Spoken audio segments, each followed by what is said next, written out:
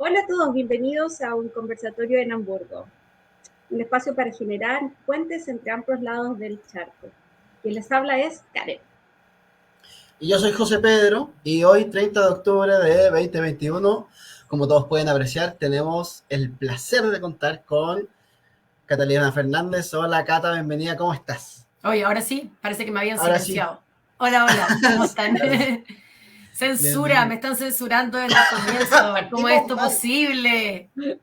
Pero sí que no fui yo la que me silencié, me silenciaron, imagínense. Oh, ya, Todo mal. vamos a tener que editar eso. No. ¿Cómo estás, Cata? ¿Todo bien? Bien, bien, gracias. ¿Y ustedes? Todo bien, todo Súper, bien. Muchas gracias. súper. Antes de seguir, les recordamos que durante el conversatorio nos pueden hacer llegar preguntas a través de las diversas redes sociales que aparecerán durante el programa en la parte inferior de la pantalla. Al final nos daremos el tiempo para responder las preguntas.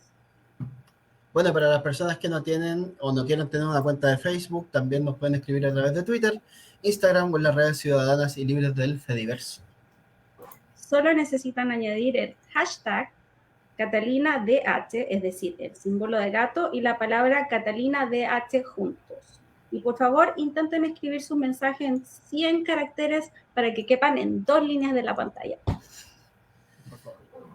Y como ya es tradición, ahora pasamos a conocer un poco más sobre nuestra invitada, Catalina Fernández, abogada, egresada de la Universidad de Chile y con un máster en Derecho Internacional en la Universidad de Cambridge, en Reino Unido. En el pasado trabajó en el sector privado en materia de derecho internacional, incluyendo disputas entre estados, y luego se incorporó a la Corte Internacional de Justicia de La Haya, en Holanda. Actualmente tiene una dedicación parcial a la academia, pues hace clases de Derecho Internacional en la Universidad de Chile, Diego Portales, Adolfo Ibáñez y Alberto Hurtado. Paralelamente, trabaja en el Mecanismo Nacional de Prevención de la Tortura, un órgano de derechos humanos creado en Chile el 2020 para prevenir tortura y malos tratos en distintos centros de privación de libertad, cárceles, comisarías, hospitales psiquiátricos. Y hace algunas semanas trabajó también como asesora de la convencional constituyente Patricia Pottenser. Tampoco podemos pasar por alto que este año acaba de publicar su primer libro, dedicado justamente al tema de los derechos humanos. Bueno, para la gente que se viene agregando recién a nuestra transmisión, les recordamos que estos conversatorios, una vez finalizados, los podrán ver en todos nuestros canales. Y también en formato podcast y videocast de libre acceso en el Fediverso. Las respectivas direcciones aparecerán aquí abajo durante el programa. Exacto. Bueno, seguimos con la presentación de la Cata, las áreas de especialización de Derecho Internacional Público, el Derecho Internacional de los Derechos Humanos, el Derecho Penal Internacional y el Derecho de los Conflictos Armados. También ha realizado consultorías en materia de Derecho Penal Internacional para la Academia de Principios Internacional de Nuremberg, en Alemania. Y trabaja para la Oxford University Press del Reino Unido en materia del derecho de las organizaciones internacionales. Bueno, Catalina, está todo correcto. Sabemos, bueno, de repente son cosas que nosotros vamos investigando, pero si quieres agregar algo, corregir algo. No, está bien. Lo que sí en algún momento apareció abajo mi nombre como Camila Vergara, que yo creo que es la invitada de hace algunas semanas. Yo soy Catalina Fernández, solamente eso. Todo el resto está muy bien. Ya, bacán. Gracias por aclararnos esa cosa. Sí, no, esta es la super Catalina Fernández y vamos a hablar un poquito más de derechos humanos. Y la primera pregunta no podría ser otra que, ¿por qué estudiar Derecho y especializarse en la rama de derechos humanos? A ver, yo no quería estudiar Derecho, yo quería estudiar Medicina hasta 3 semanas antes de la PSU. Así, bueno, ahora decir PSU ya es como símbolo de vejez. Como cuando yo era joven, la gente que decía que había dado la preaptitud era como, oh. Claro. Bueno, ahora decir que uno dio la PSU es como también una muestra de vejez. Pero todavía existe, ¿no? Sí. No, se llama PTU ahora. No, si por eso es muestra de vejez, por eso digo. No, sí, sí. No decir lo que dije porque ya voy a ser demasiado anciana para todo. Sí, no, es mejor no contar tantas cosas.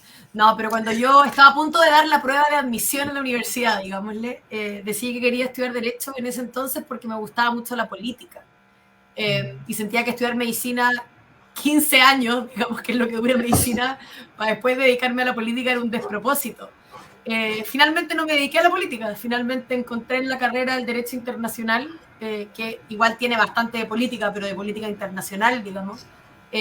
Y de poquito a poquito me fui metiendo. Yo creo que gran parte de la razón por la que me gustó dedicarme a esta área fue por los tremendos profesores que tuve. Uno de los más notables fue José Salaquet, que fue mi profesor de Derechos Humanos, un abogado de Derechos Humanos bien importante para la historia de la dictadura chilena, un abogado de la Vicaría, que falleció hace 2 años más o menos. Sí. Yo creo que él fue el que, como uno de mis gran maestros, sería injusto decir que fue el único, pero uno de los que me impulsó a este trabajo como por los derechos humanos y por su visión también bien especial de los derechos humanos, muy comprometido pero muy realista al mismo tiempo, no ingenuo, sino como entendiendo las dificultades, y yo creo que ese fue un ícono muy importante para mi formación. Oye, y Cata, tú después, ¿cómo llegáis bueno, quizás me estoy saltando caleta de procesos, pero ¿cómo llegáis a La Haya tú? Estuviste un rato ahí, después te fuiste, no sé, quién sabe, de pronto ahora se están abriendo como, no procesos, pero investigación sobre el caso Piñera, de repente podría haber estado ahí. ¿Qué onda? ¿Qué nos puedes contar? Bueno, yo llegué, lo primero es que yo trabajé no es la misma corte que ve los casos de crímenes de lesa humanidad, es un poco confusa la situación porque están todas en La Haya, todas se llaman cortes internacionales. Yo trabajé en la Corte Internacional de Justicia, que es la que ve disputas entre estados, como el caso Chile-Perú o Chile-Bolivia, que tuvimos hace algunos años. Bueno. La otra, la amiga, la prima, digamos, es la Corte Penal Internacional, que también está en La Haya.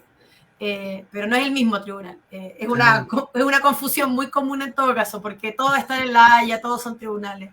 Así que yo trabajé ahí, trabajé 1 año, pero era porque era una posición temporal, era como, es difícil de traducir, es lo que en inglés llaman una fellowship, como una residencia.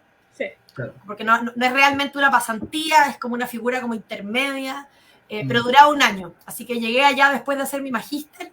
Estuve 1 año allá, que en realidad fue una súper buena experiencia estar trabajando como en la principal tribunal internacional que ve todo tipo de disputas entre estados, desde temas limítrofes hasta temas vinculados con conflictos armados, derechos humanos, etc. Así que fue una muy buena experiencia, pero duraba ese tiempo, entonces me fui, digamos, por eso. Perfecto. ¿Qué razón o razones te traen de vuelta al país? Y me gustaría saber si inspirante también en la rebelión de octubre del 2019, ¿tienes planes de volver al extranjero y seguir desarrollando tu área profesional, o por momentos te quieres quedar en Chile? A ver, sí, yo estaba en Holanda, en La Haya, precisamente, cuando partió el estallido en octubre. Y bueno, como no sé si ustedes también ya estaban fuera de Chile para ese entonces, pero sí, es bien difícil vivirlo a la distancia. Como que uno siente que hay algo muy importante que está pasando en tu país. El estallido, el proceso constituyente que se inicia, y uno dice como, ¿qué estoy haciendo acá? Como, ¿por qué no estoy allá? Como, sí, ¿qué hago en este país con una realidad tan distinta? Holanda, a mí me gustó, pero es un país, yo creo que radicalmente distinto a Chile. O sea, yo diría que hay bien pocos aspectos comunes. Un país muy, muy realmente liberal, o sea, en una visión muy distinta a la que conocemos en Chile. O sea, un país que tiene legalizada las drogas, la prostitución, etcétera, y realmente liberal, donde realmente a la gente no le importa lo que haces, como que no. Pero con una cultura también mucho más, diría, distante, fría, bueno, como muchos europeos. Así que, claro, yo no volví estrictamente por eso, pero yo igual me podría haber quedado, en el fondo, después de que se acabó mi tiempo en la corte, me podría haber quedado en Europa. Alguna vez lo pensé.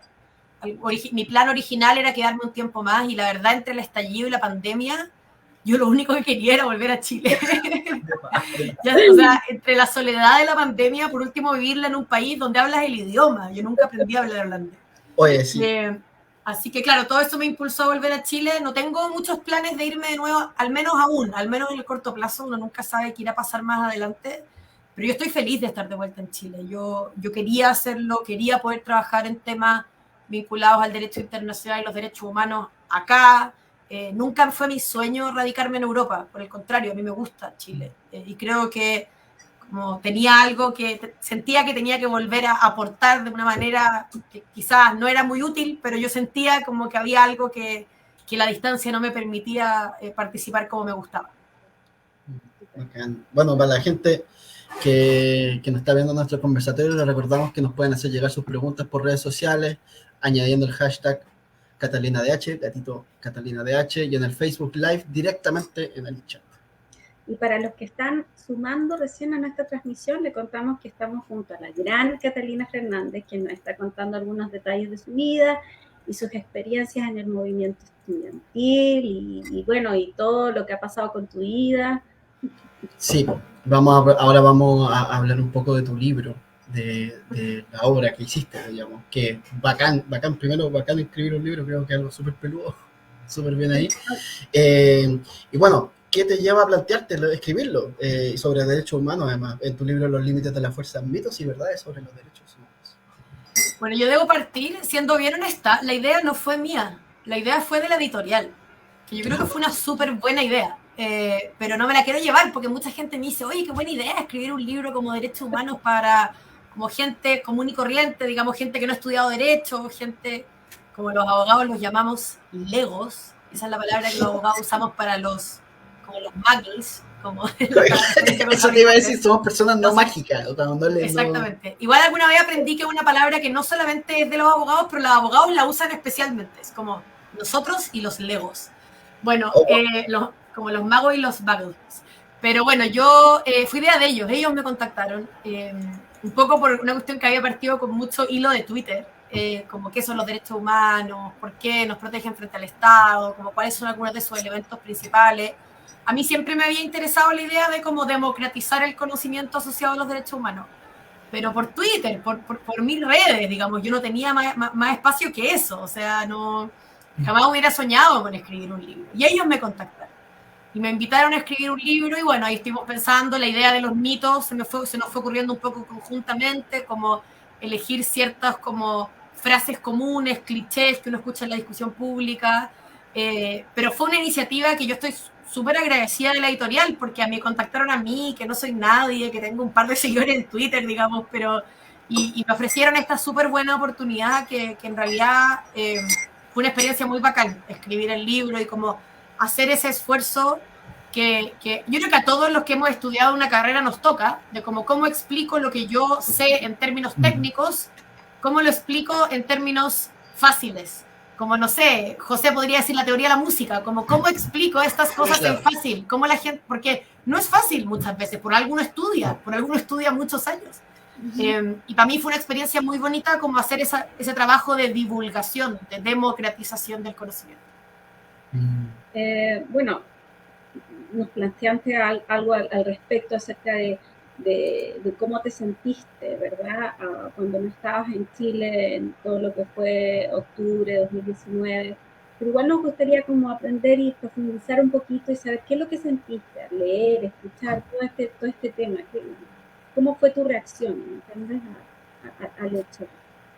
A ver, es difícil quizá explicarlo yo creo que quizá ustedes me van a entender si están fuera de Chile, pero cuando uno está en Chile quizá es un poco difícil.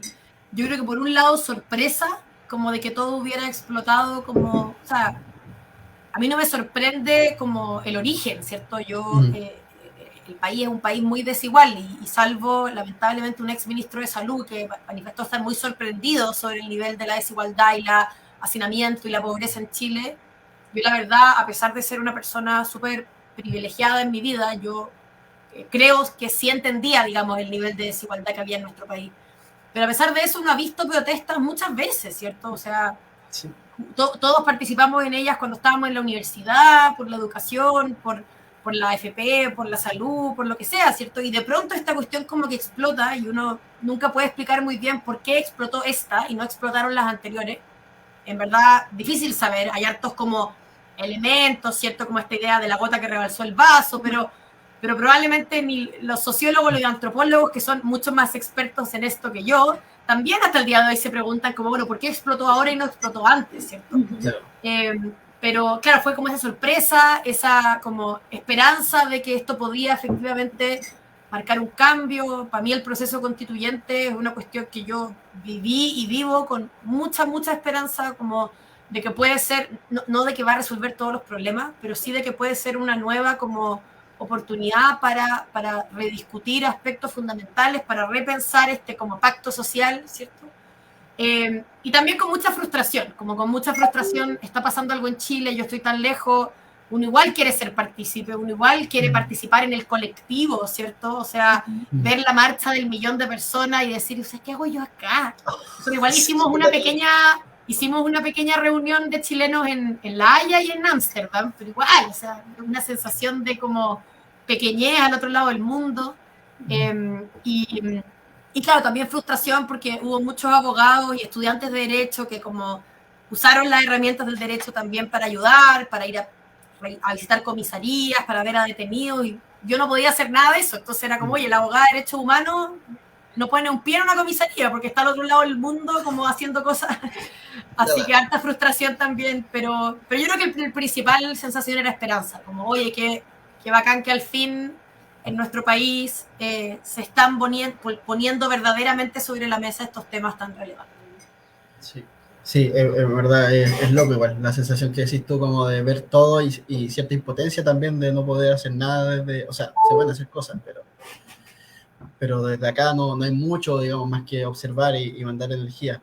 Oye, Cata, hemos hablado, bueno, de tu libro, de tu especialización y todo, pero quizás partir por lo básico y preguntarnos o preguntarte a ti, para la gente que nos está viendo también, ¿qué nosotros podemos entender por derechos humanos? Muchas veces se habla de derechos humanos, hay frases, hay clichés, mitos que tú expones en tu libro, así como fácil, ¿qué podemos entender por derechos humanos y desde cuándo se empieza a hablar del tema de los derechos humanos? ¿Qué nos puedes contar?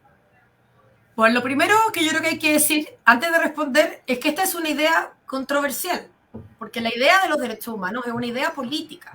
Y yo creo que quien sea que quiera dar una única definición como indiscutible de los derechos humanos, hay que mirarla con confianza, o sea, con desconfianza, como, ¿en verdad? ¿Esa es la única definición? Como, es un concepto en disputa, porque los derechos humanos tienen que ver con la relación entre el ciudadano y el poder. Por definición, como eso va a generar, digamos, debate. Ahora, igual uno puede hablar de algunas ideas básicas que son las que yo hablo en mi libro. Yo diría que los derechos humanos, ¿cierto?, son ciertas garantías que tenemos todos por el solo hecho de ser personas, que están asociadas, ¿cierto?, a nuestra dignidad humana, a nuestra, como, ¿cierto?, este elemento que viene mucho de la filosofía, de hecho, la idea de dignidad viene mucho de Kant, de que por el solo hecho de como pertenecer a la especie humana las tenemos, con independencia, ¿cierto?, de lo que hagamos, de lo que no hagamos, y por eso hasta el peor criminal también los tiene, y alguien que acaba de nacer también los tiene, y los adultos mayores también los tienen, etcétera, ¿cierto? Estas garantías básicas asociadas a nuestra naturaleza humana y que se otorgan, ¿cierto?, a todos sin discriminación según nacionalidad, género, orientación sexual, raza, etnia, religión, etcétera. Pero al mismo tiempo son garantías que en el fondo tenemos todos frente al Estado, ¿cierto? Y esa es como una idea tan importante en Chile que como que siempre se pierde de vista. Los derechos humanos surgen, de hecho surgen en la historia, las primeras manifestaciones son de 1200 y ya de manera más decidida en 1700 en adelante, visiones muy imperfectas de la idea de derechos humanos, pero como la visión primitiva, vienen como respuesta al abuso estatal. Eso es lo que buscan hacer estas garantías de derechos humanos, ¿cierto?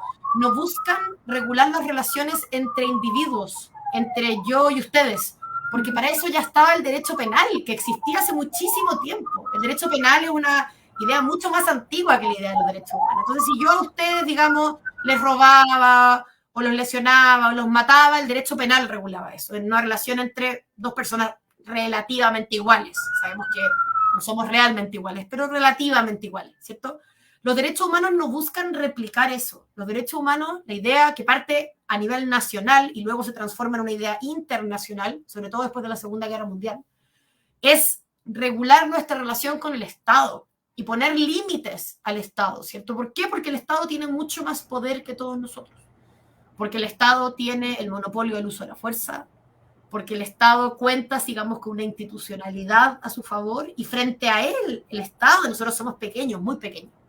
Y esa desigualdad, digamos, Estado-ciudadano, es la que busca en el fondo disminuir de alguna manera la regulación de los derechos humanos.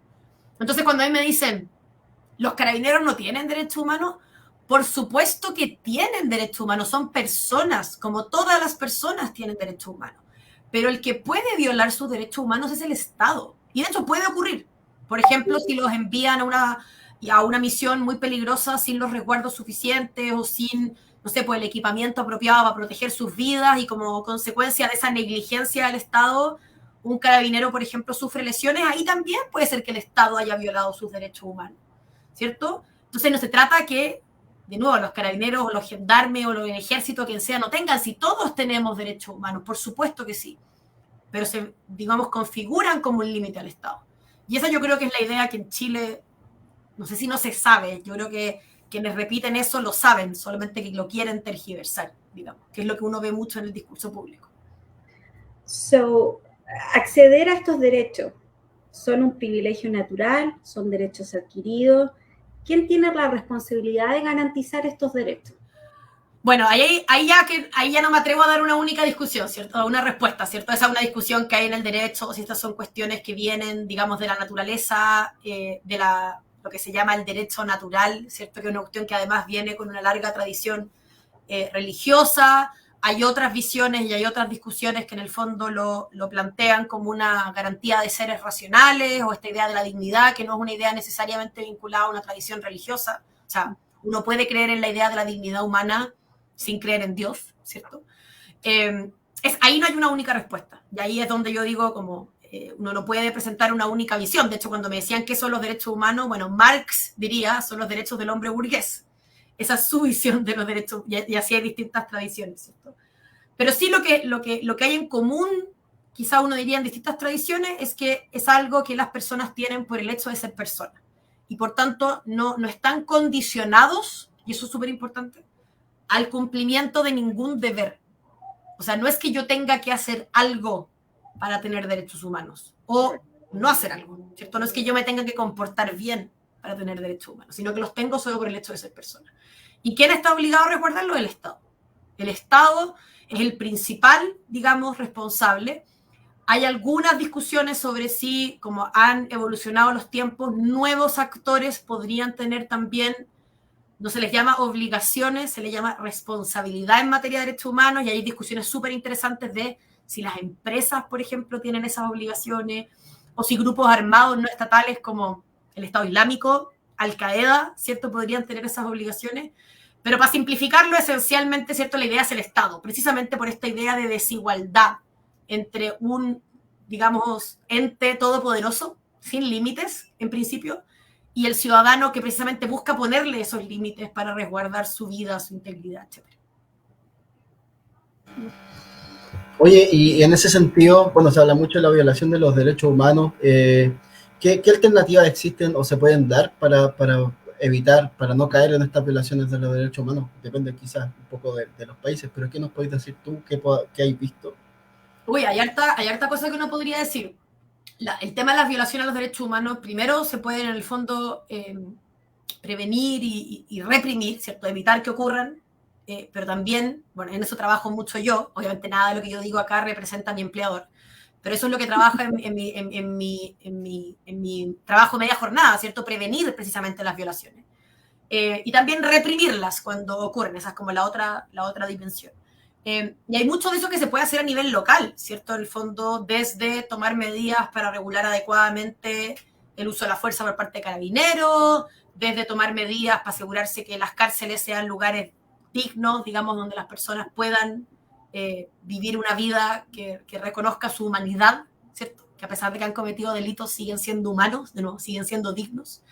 Hay una serie de medidas, ¿cierto?, que uno podría tomar como país para adoptar una cultura de derechos humanos, educar en derechos humanos, educar a las policías en derechos humanos y a todos los otros agentes estatales. Obviamente hablo solamente de las policías porque es como lo que más está vinculado al estallido, pero también las Fuerzas Armadas, los gendarmes, ¿cierto?, todos los distintos funcionarios del Estado.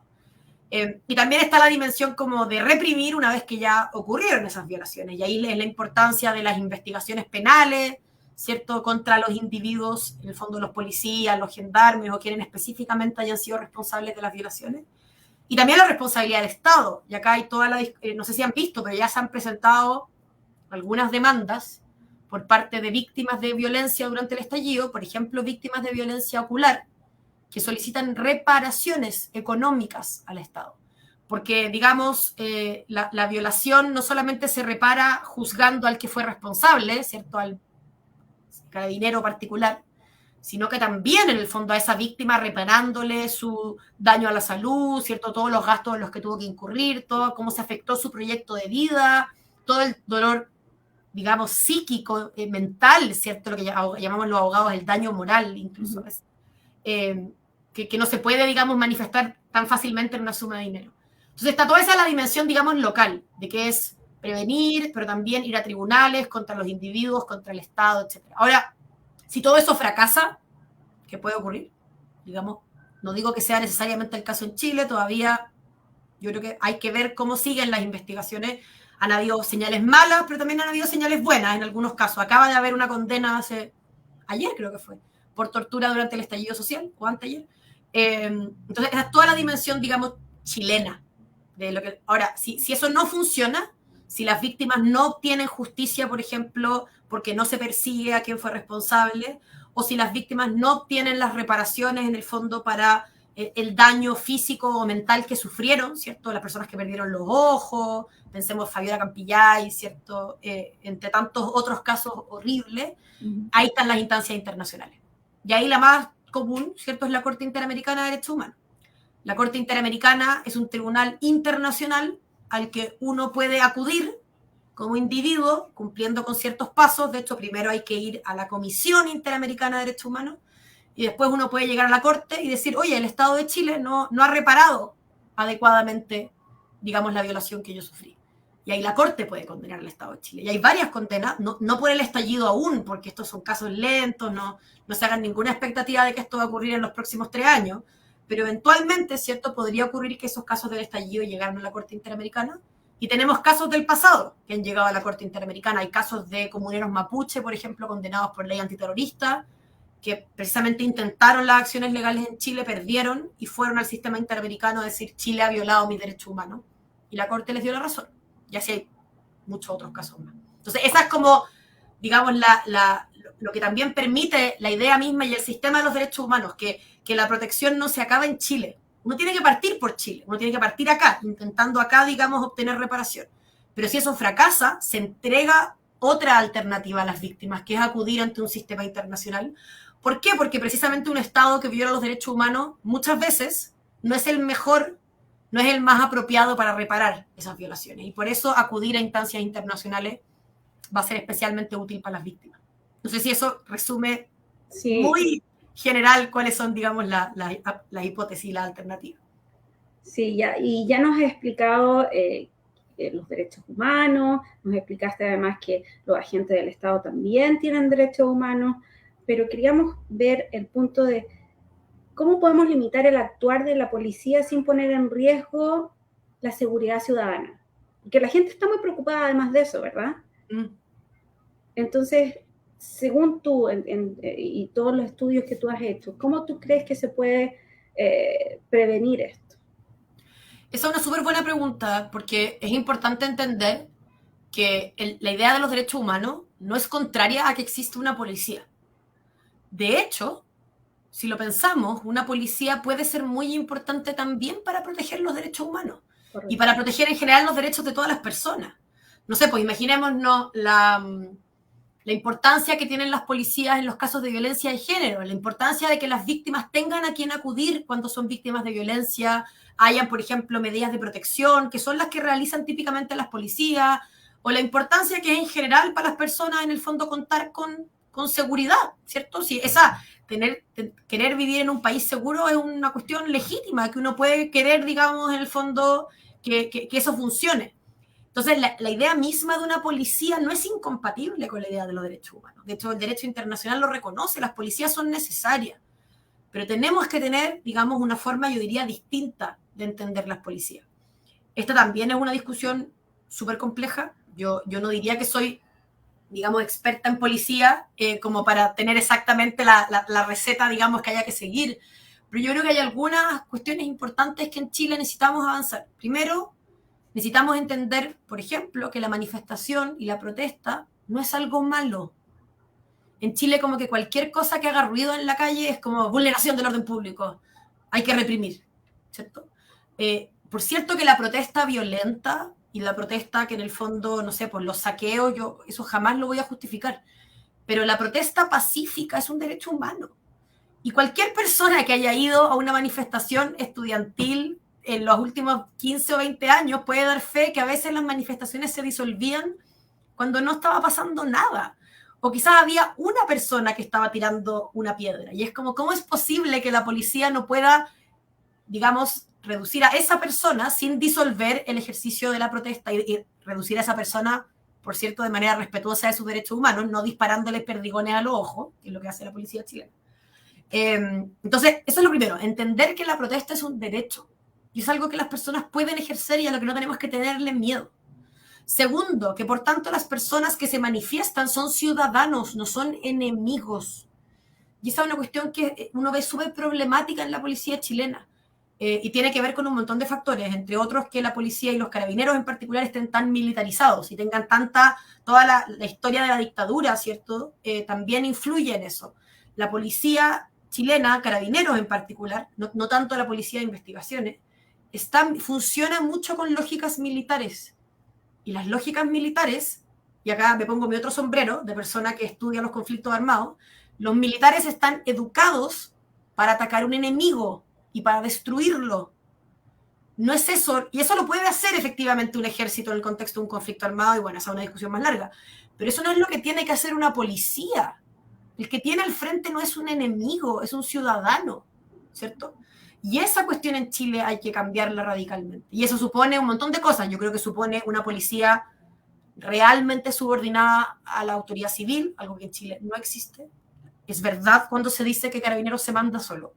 O sea, incluso para darles un ejemplo, las reglas sobre uso de la fuerza de Carabineros, que básicamente dicen cuándo Carabineros puede usar la fuerza, qué tipo de fuerza puede usar, como qué tipo de arma, por ejemplo, puede usar, cuánta fuerza puede usar, como qué nivel de fuerza.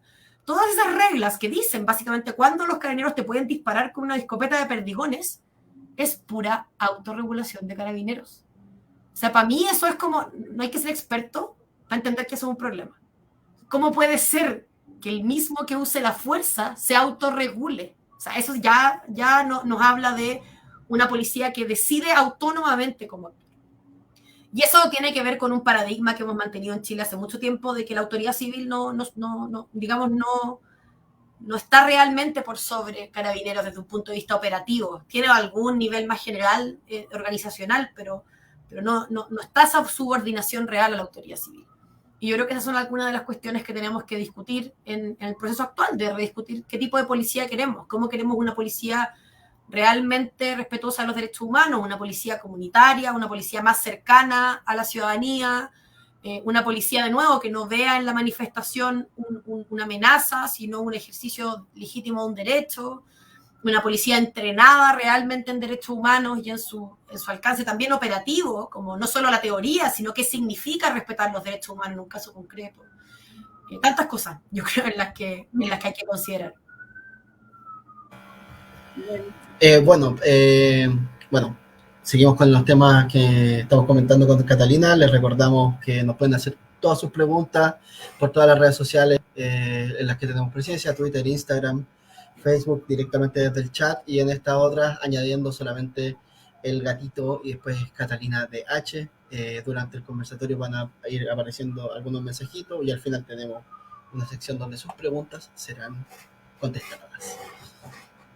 Y para los que se están sumando a nuestra transmisión, le contamos que estamos junto a Catalina Fernández, abogada, máster en Derecho Internacional y autora de Los Límites de Fuerza, Mitos y Verdades sobre los Derechos Humanos, quien nos está hablando de su obra, de su experiencia en su trabajo. Cata, bueno, hace una semana antes en Ecuador se habían visto como miles de indígenas eran reprimidos de forma bastante criminal, detenidos, asesinados, torturados, perseguidos también por el Estado. Y esto por exigir respetar sus derechos bajo el gobierno de Lenín Moreno, electo con el voto, pero que violó todas las promesas, la mayoría de las promesas, digamos. Y lo más terrible de todo es que la comunidad internacional no dijo mucho al respecto, en especial los mismos de siempre, la Unión Europea, Estados Unidos, bueno, y varios de acá, o sea, de allá, de Sudamérica.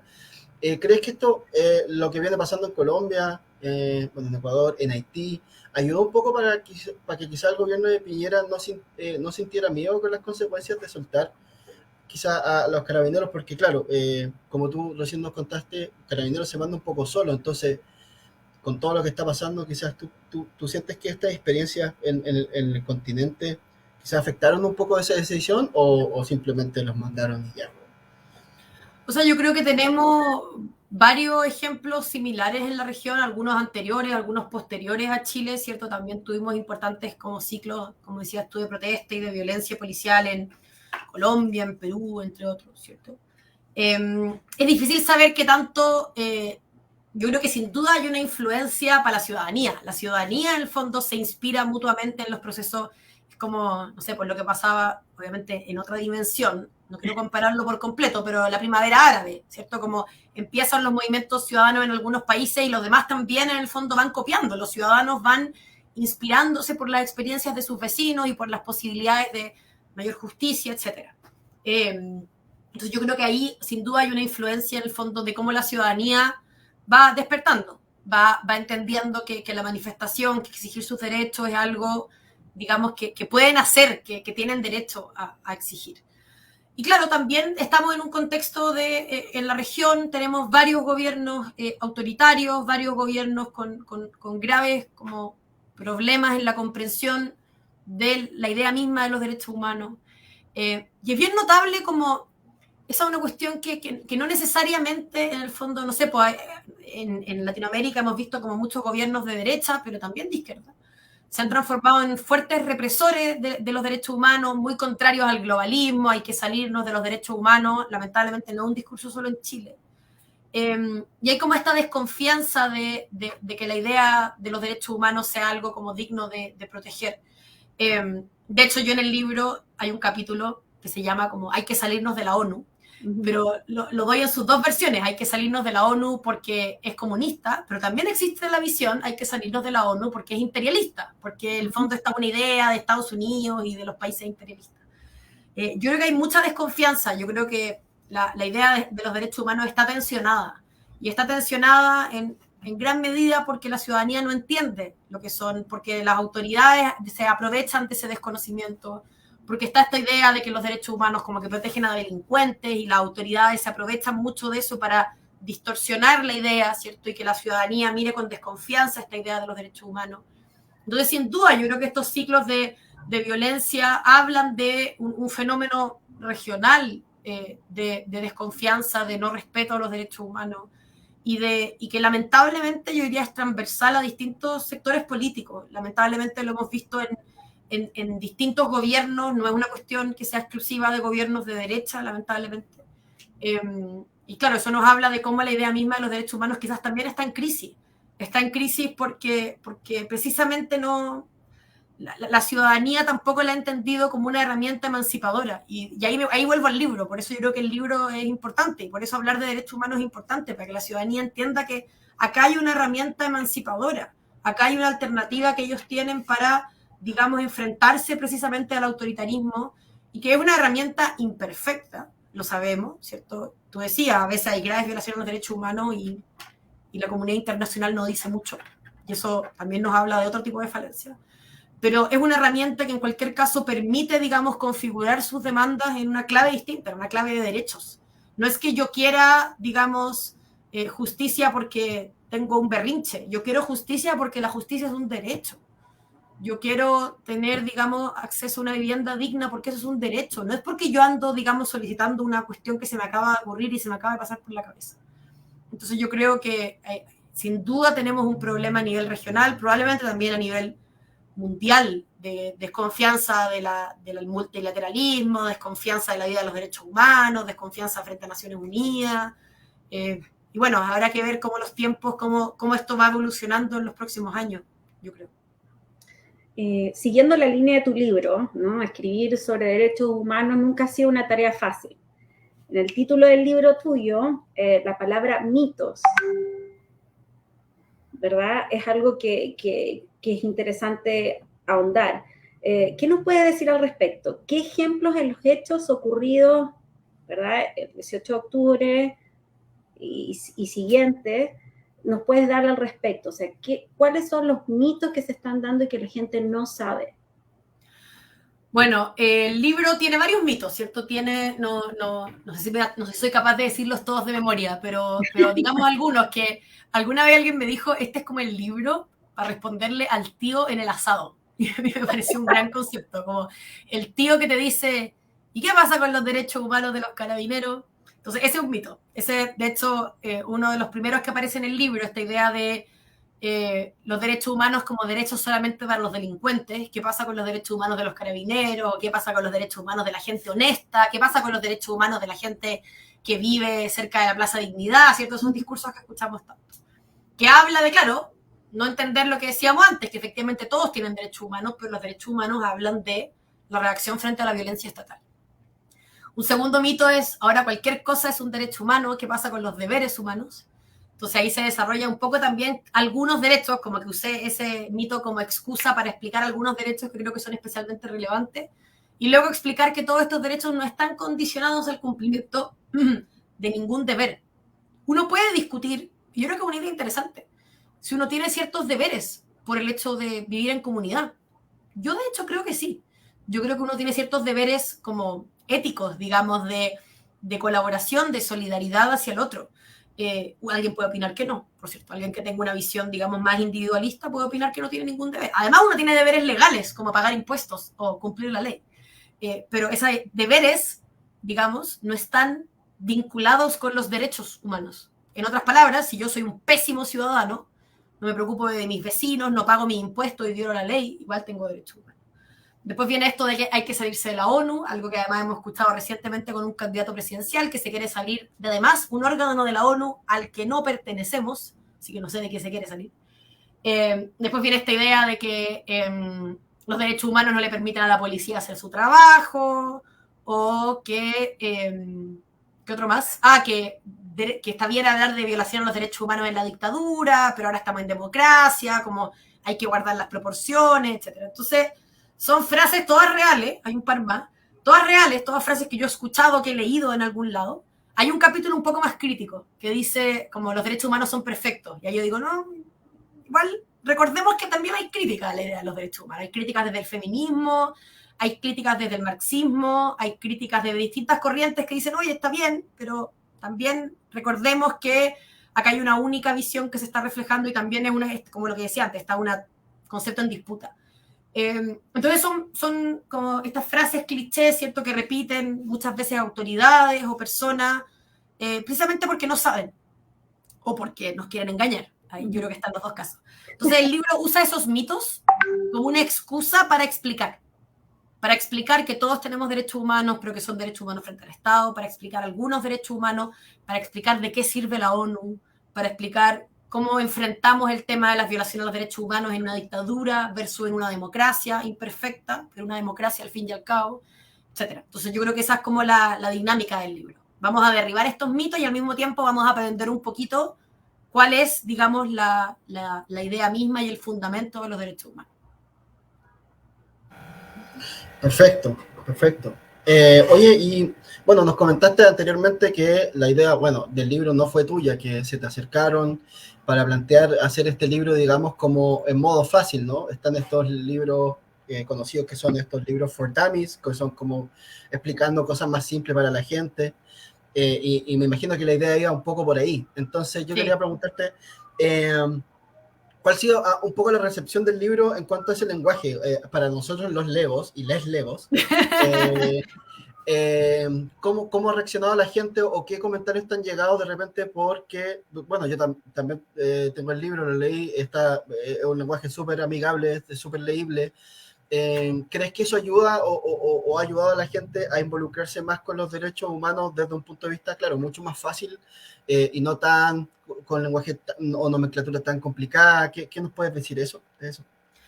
Sí, bueno, esa era la idea, ¿cierto? De hecho, yo tenía un poco, lo que más me daba miedo de escribir este libro era que iban a decir los abogados. Porque seguramente, si un abogado experto en derechos humanos agarra el libro, va a decir, pero es que acá hay un matiz que no estás haciendo, y acá igual estás simplificando un poco la discusión, y acá no te estás haciendo cargo de esta visión crítica, y eso es algo que yo tenía que asumir. no podía hacerlo. Porque si quiero hacer un libro con toda la amplia teoría de los derechos humanos y empezar todas las discusiones, no iba a ser un libro de divulgación, ¿cierto? No iba a ser un libro que entendiera alguien que se dedica a otra área completamente distinta. Entonces yo todavía tengo temor, como a veces cuando los abogados me dicen que compraron mi libro, yo no, mejor no lo compren. Como, no es un libro para abogados, no es para ustedes. Dejen de pensar que todo está dirigido a ustedes. No, mentira, igual si lo compran, bacán. Pero claro, esa era la idea. La idea era simplificar algunas cosas y eso obviamente pierde matices y pierde discusiones interesantes. Y bueno, alguien que le interese podrá seguir profundizando y podrá seguir estudiando y podrá seguir leyendo. De hecho, yo al final del libro igual hago algunas recomendaciones de lectura para alguien que quiera seguir. Pero ese era el objetivo. Ahora, si lo cumplió, no me corresponde tanto a mí decirlo. He recibido bonito feedback, pero bueno, el libro está ahí, para todos los que nos están siguiendo está en formato ebook, porque no tiene despacho fuera de Chile, pero sí uno lo puede comprar por Amazon. Así que léanlo y cuéntenme, pues. Cuéntenme si creen que cumplí mi objetivo de hacerlo fácil. Yo espero que sí. Yo lo hice conscientemente, como que dije, dejemos los abogados de hablar como si habláramos un idioma secreto. Porque los abogados usamos palabras que como que juramos que la gente entiende y no tiene por qué entenderlas. Es como no, y no porque las otras personas sean tontas, sino porque es un lenguaje técnico, igual como cuando el médico nos habla de cosas inentendibles, ¿cierto? Esa era la idea. La idea era, como lo decía al comienzo, democratizar el acceso a los derechos humanos. Que no fuera una cuestión de una élite, digamos, que estudió, que tuvo el privilegio, digamos, de aprender estos temas, sino entregarle los derechos humanos a la ciudadanía, porque de ella son, ¿cierto? Ella es la ciudadanía la que tiene que entender cómo son, como decía antes, una herramienta emancipadora. Según la información que manejas, ¿se está enseñando adecuadamente sobre este tema? ¿Podría usarse tu libro como material para las escuelas y qué hace falta para aumentar la conciencia en toda la comunidad educativa al respecto? Bueno, yo no aprendí nada de derechos humanos en el colegio, nada, absolutamente nada. Me imagino que dependerá del colegio en particular. Pero mi colegio me invitó a hablar de derechos humanos el año pasado. Entonces eso habla de que parece que las cuestiones están cambiando. Yo fui a un colegio relativamente conservador, católico, que en mi época era aparte de puras mujeres, entonces como que esos temas no se hablaban. Y me llamó muy positivamente la atención que ahora sí se hablaran y que me invitaran a una charla donde me preguntaron de todo, hasta si el aborto era un derecho humano, que es una cuestión que en mi colegio habría sido una pregunta inaceptable ¿hace cuánto salí del colegio? Hace como 12 años salí del colegio o más, ya no sé, salí en 2008, hagan ustedes el cálculo por mí, 13 años salí del colegio. Sí, son 13. Y me han invitado también de otros colegios. Entonces ha sido bien bonito ver, yo he conversado con algunos profesores como están más interesados. No me atrevería a decir si es que como a nivel global se enseña bien, porque tengo simplemente como pequeños atisbos de las experiencias que yo he tenido, pero las que yo he tenido, que he estado en colegios privados, me han invitado a colegios públicos, a subvencionados, de Santiago, de regiones, en verdad me han invitado harto y me encanta. Me encanta tener esa oportunidad. Me ha sorprendido positivamente cómo los jóvenes, sobre todo de tercero, cuarto medio, están mucho más informados de la idea misma de los derechos humanos de lo que yo estaba cuando yo estaba en cuarto medio. No sé si será el fenómeno del estallido, yo creo que igual en parte, como que en el fondo uno reacciona a los fenómenos de su entorno. Probablemente los estudiantes le están preguntando más a sus profesores, oye, ¿qué es esto? ¿Qué son los derechos humanos? ¿Qué pasó en el estallido? ¿Por qué esto está mal? ¿Qué hacemos con las policías? Y me ha alegrado muy positivamente. Entonces, al menos lo que yo he visto, yo creo que se está avanzando harto en ese sentido y mi enhorabuena a los profesores, sobre todo de historia y de lenguaje, que son como con los que más me he encontrado, por poner esos temas, por atreverse a hablar de esos temas que son difíciles, que cuando yo iba al colegio eran difíciles, porque a los profesores les daba susto meterse a hablar de la dictadura, porque no vaya a ser que alguna alumna sea de una familia más de derecha y como que esto vaya a generar tensión.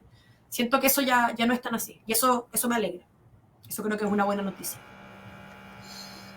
Buena. Oye, y para ir cerrando el tema de los derechos humanos y el tema de tu libro también, no podemos dejar pasar la oportunidad de preguntarte sobre un caso particular que nos afecta a todos y bueno, y también hay un movimiento grande acá en Europa sobre todo. Actualmente hay varias organizaciones de derechos humanos que quieren llevar a Piñera a La Haya, ante La Haya. Incluso integrantes de nuestro colectivo son parte de ese movimiento pan-europeo llamado Piñera a la Haya. ¿Nos podrías contar un poco al respecto? ¿En qué situación se encuentra? Si sabes de eso, obviamente. ¿Qué podríamos hacer nosotros y nosotras aquí en Europa para, no sé si, bueno, inclinar la balanza o ver qué se puede hacer, digamos, ante la Comisión para que se decida abrir un proceso contra Piñera? Bueno, esa es una cuestión que me ha tocado discutir otras veces. Yo sé que hay harto como interés de como ver la posibilidad de una justicia por las graves, en el fondo, violaciones a los derechos humanos y posiblemente incluso crímenes de lesa humanidad que se cometieron durante el estallido. Ahora, yo siempre soy bien cauta, voy a dar spoiler, los voy a decepcionar. Siempre decepciono a la gente. No, porque yo creo que hay que ser un poco cauto respecto a las posibilidades reales de que eso ocurra. Yo creo que son bajas. Y me carga decirlo, porque después me dicen, me han dicho varias veces en Twitter que yo estoy defendiendo al presidente. Yo no estoy defendiendo al presidente. Yo creo que el presidente debería ser juzgado por, en el fondo, su responsabilidad frente a los graves hechos ocurridos durante el estallido social. Pero para que esto llegue a la Corte Penal Internacional tienen que pasar hartas cosas. Primero, hay que demostrar que estos no solo fueron violaciones a los derechos humanos, sino que fueron crímenes de lesa humanidad. Y un aspecto bien importante ahí es que hay que probar, digamos, que había efectivamente una política del Estado de atacar a la población civil conscientemente, ¿cierto? No solamente que se estaban produciendo estas violaciones, sino que efectivamente había una política estatal de atacar a las personas. Eso es difícil de probar. Yo no digo que no exista, yo digo que es difícil de probar. En muchos casos uno va a poder, en el fondo, identificar muchas violaciones, pero va a ser mucho más difícil probar que respondían a una política del Estado. Yo obviamente no soy jueza, vas a tener que ser un juez, el que con todos los antecedentes va a tener que probar eso, pero es más difícil, es mucho más difícil que probar un caso particular, ¿cierto? Porque tenemos que probar una cierta, digamos, relación entre todas las violaciones de derechos humanos. Ahora, yo creo que igual eso eventualmente se podría cumplir, habría que obviamente ver los antecedentes disponibles. Pero incluso si eso se cumple, hay que pasar otro paso. Hay que ver primero qué pasa en Chile. Porque si los juicios en Chile se llevan adelante, eso en el fondo impide que actúe la Corte Penal Internacional. La Corte no viene a reemplazar a los tribunales nacionales, solo actúa si es que considera, muy en resumen, que los tribunales nacionales no están investigando o que sus investigaciones no son genuinas. Y esa es una cuestión que todavía no podemos determinar. Yo creo que obviamente uno puede hacer críticas a lo que ha pasado en Chile, pero hay muchas investigaciones que todavía están en curso.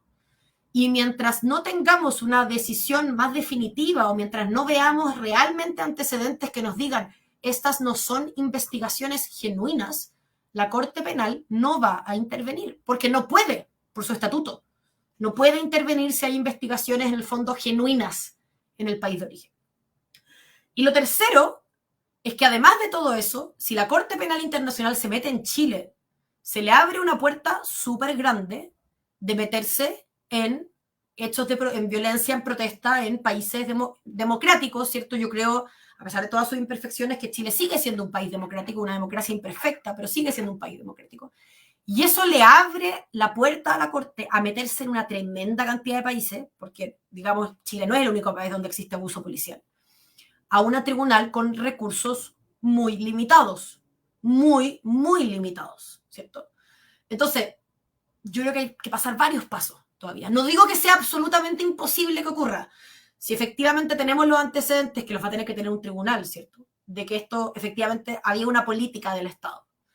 Si las investigaciones en Chile no prosperan y si la Fiscalía de la Corte considera que este es un caso suficientemente grave como para meritar abrir esa puerta, podría ocurrir. Pero yo creo que las posibilidades son bajas. Y por eso yo, en vez de creer, y acá para los que a veces en Twitter dicen que yo estoy defendiendo al presidente, yo creo que la mejor posibilidad que tenemos para obtener justicia es en Chile.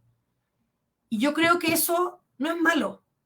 Yo creo que es bueno que nuestros tribunales se hagan... Yo, a pesar de ser una internacionalista, le tengo a veces mucha más fe a la justicia local. Porque ir a La Haya significa que las víctimas tienen que ir a La Haya, a un tribunal que no se habla español, con un sistema muy distinto al nuestro. Y eso también no es necesariamente lo mejor para las víctimas. No es necesariamente el sistema más reparador, exponerlas a un tribunal internacional con jueces y abogados con toga que les van a hablar en inglés o en francés y que después hay que traducirlo y que después con todas estas dificultades, yo creo que a veces la justicia local uno la mira en menos, pero es, al menos para mí, muchas veces una mucho mejor posibilidad para obtener una justicia local, que sean los tribunales chilenos los que digan cuál es la responsabilidad. Ahora, si eso fracasa, tenemos esa instancia internacional y habrá que ver si hay interés por abrirlo. Así que yo no me haría, y perdón, acá es donde le rompo la esperanza a todo el mundo, yo no me haría la expectativa de que vamos a tener en un corto plazo o incluso en un mediano plazo un procedimiento relativo a la situación de Chile ante la Corte Penal Internacional. Yo creo que no. Me puedo equivocar y si me equivoco, bueno, pueden burlarse de mí en un par de años más y decir, tú dijiste que no.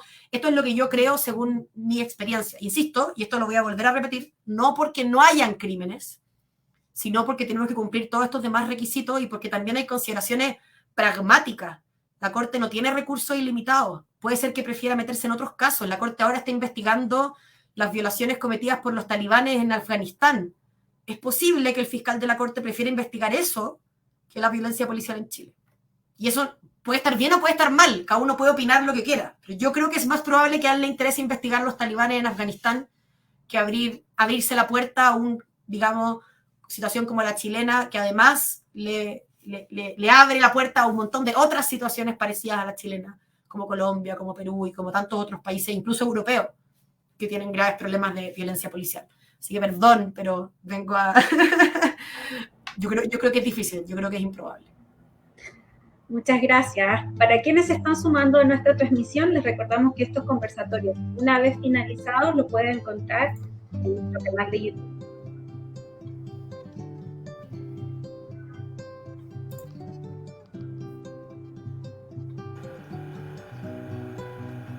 ¿Música de fondo? Eso, gracias. Sigue, dale, Karen. Para quienes se están sumando a nuestra transmisión, les recordamos que estos conversatorios, una vez finalizados, los puedes encontrar en nuestro canal de YouTube. Exactamente, y para los que se están sumando también en las transmisiones, estamos acá con Catalina Fernández, abogada máster de Derecho Internacional y autora de Los Límites de la Fuerza y Mitos y Verdades sobre el Derecho Humano. Y seguimos conversando contigo, Cata, y producto del tiempo,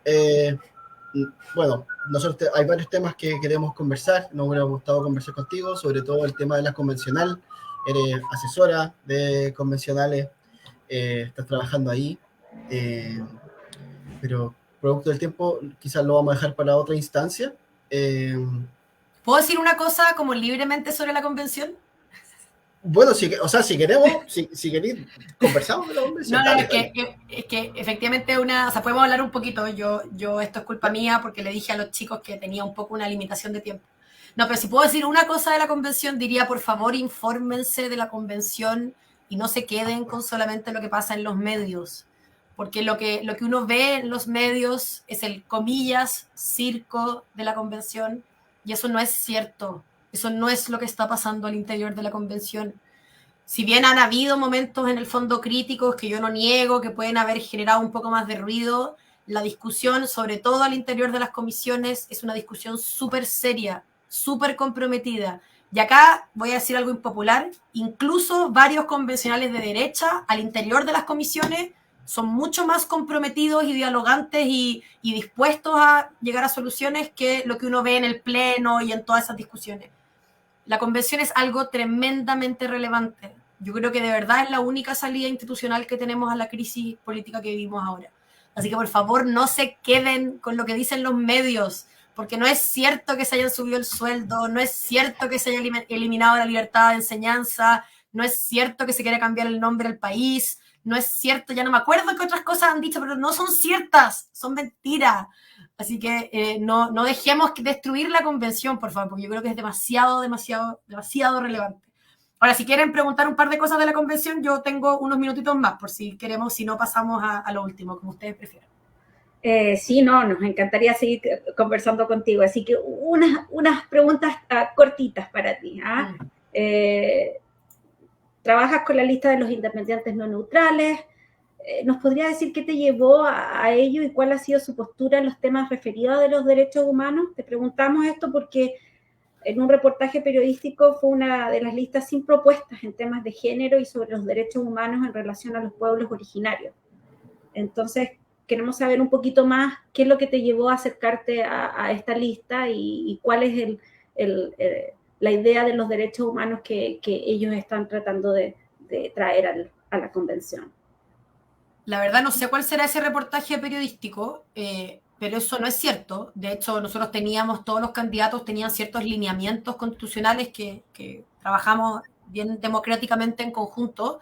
Uno de los pilares, por ejemplo, era la plurinacionalidad. Otro era la perspectiva de género en materia de derechos humanos. Así que la verdad no sé en qué se habrá basado ese reportaje en particular. Pero yo trabajo cortito, salió en Mano Express el 1 de enero. Entonces nosotros sacamos información de diferentes fuentes para que tú mismo, para que aclares la situación si eso está equivocado, ¿verdad?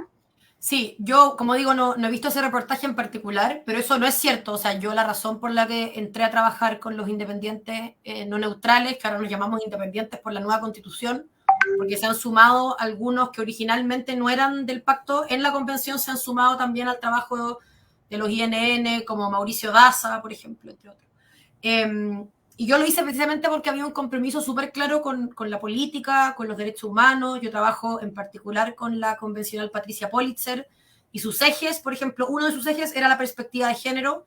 Ella ha señalado varias veces que la idea de la, digamos, igualdad de género no puede ser un puro artículo en la Constitución. Por eso es la idea de la perspectiva, que todas las instituciones en el fondo en un Estado contemplen esta perspectiva y contemplen, digamos, cómo esa institución puede no ser neutral en cuanto al género y de esa manera, en el fondo, cómo esa institución que parece, digamos, inofensiva, en realidad replica estereotipos y vulnera y perjudica sobre todo a las mujeres y a otros grupos en situación de vulnerabilidad. Y también la idea misma de los derechos humanos como derechos, digamos, efectivos. De hecho, parte de su campaña era para lograr que en Chile se avance en el reconocimiento, pero también la garantía efectiva de los llamados derechos económicos, sociales y culturales. ¿Cierto? En Chile como que hay dos tipos, en la Constitución actual, los derechos llamados civiles y políticos, ¿cierto? La vida, la prohibición de la tortura, las libertades, son como derechos propiamente tales, porque de hecho uno puede recurrir de protección frente a esos derechos. Si te vulneran, uno puede acudir a un tribunal. En cambio, los derechos económicos, sociales y culturales, como la educación, la salud, uno no puede. De hecho, la cuestión en Chile es tan absurda que la libertad de enseñanza está protegida por recursos de protección. O sea, la libertad, por ejemplo, de, como se ha entendido en Chile, la libertad de los dueños de colegios, digamos, para establecer sus establecimientos educacionales, esa, si la violan, uno puede acudir a la Corte de Apelaciones competente para, en el fondo, reclamar frente a esa violación. Un niño o una niña, ¿cierto?, al que se le viola su derecho a la educación, no puede hacer eso. Entonces, uno de los ejes de la campaña de la PATI y también de otros muchos de los INN era que los derechos económicos, sociales y culturales también fueran derechos efectivos, en el fondo reclamables judicialmente y estuvieran así de esa manera garantizados. Yo por eso en el fondo entré, me parecía un colectivo súper interesante que en el fondo traía a la discusión la voz de personas que tradicionalmente no estaban participando en la política. Yo no tengo nada contra los partidos políticos, me parece que los partidos políticos son fundamentales y estoy muy contenta de saber que el resto de los independientes no neutrales opinan lo mismo, pero sí creíamos que a la convención había que también, como traer personas de partidos políticos, había que también traer personas que no tenían esa experiencia política, al menos en esos cargos de participación.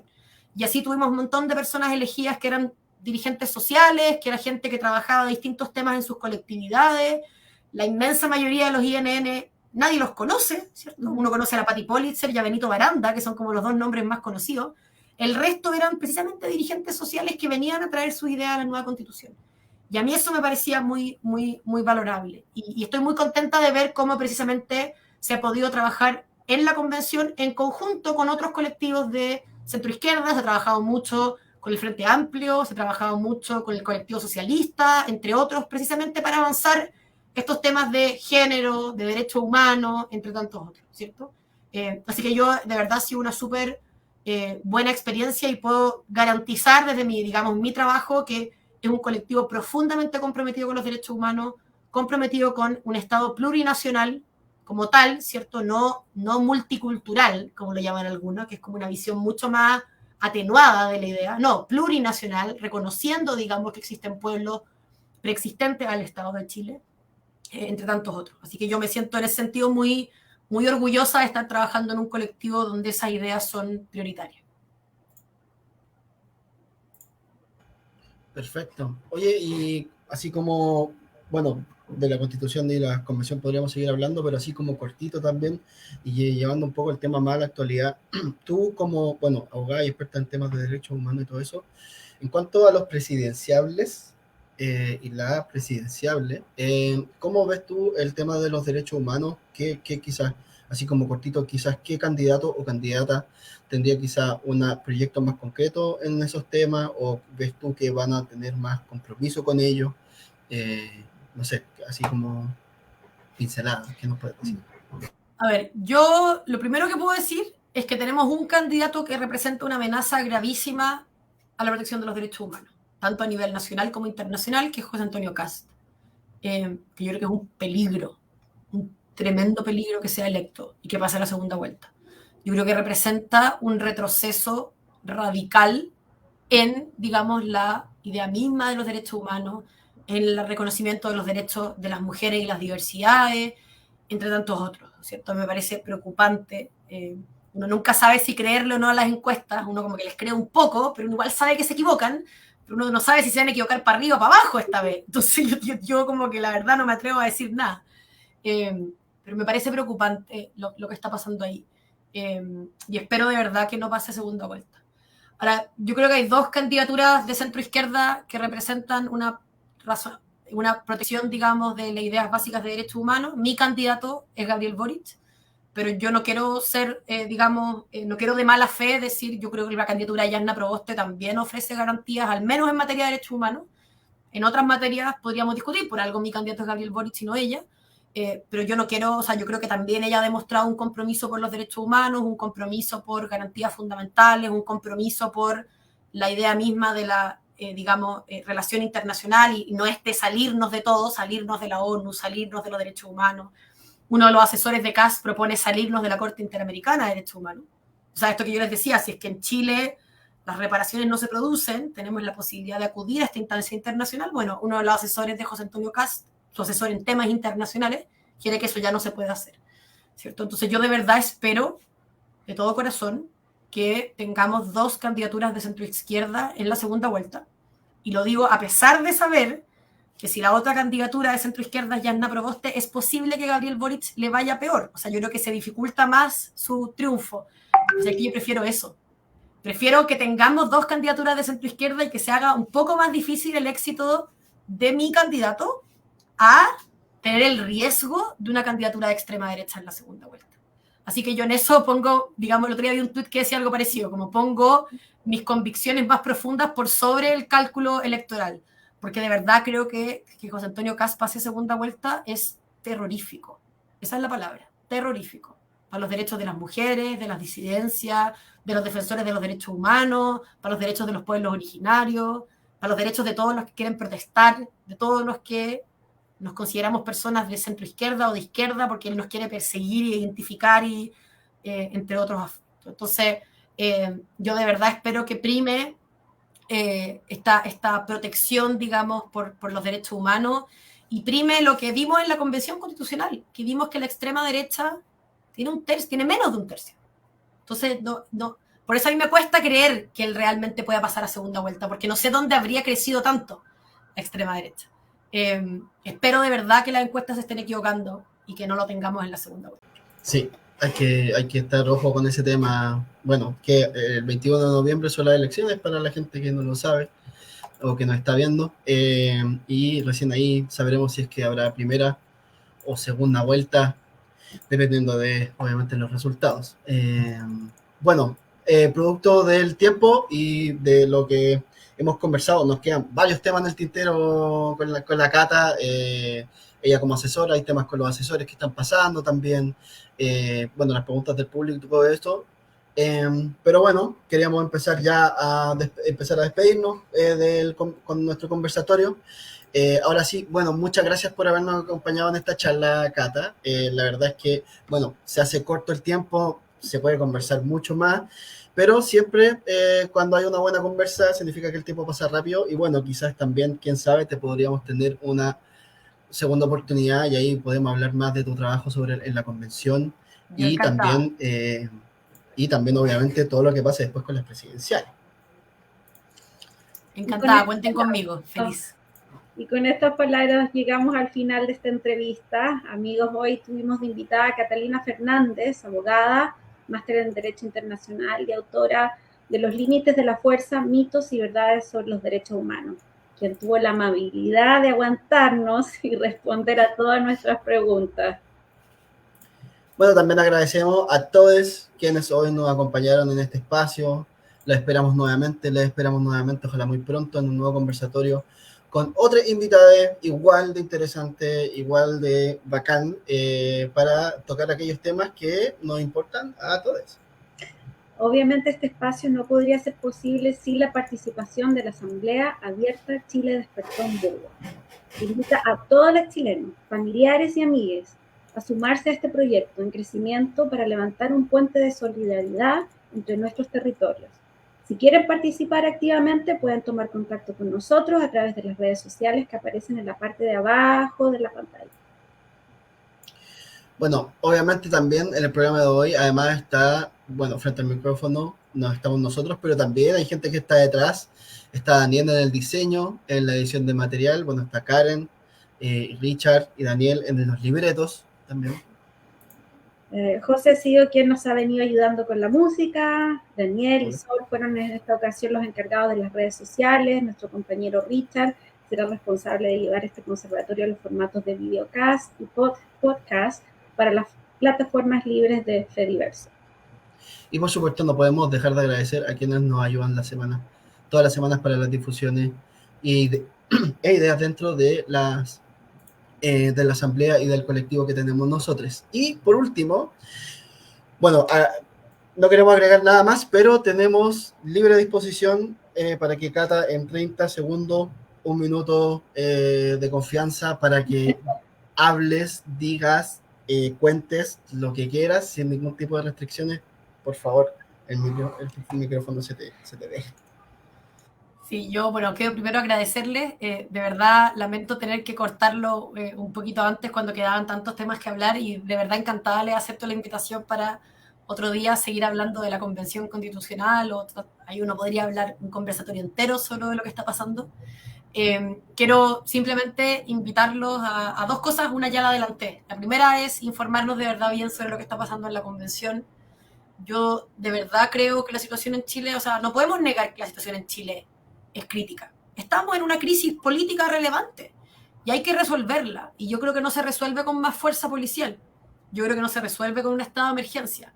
Yo creo que no se resuelve con un estado de sitio, como en la Araucanía. Yo creo que se resuelve con política.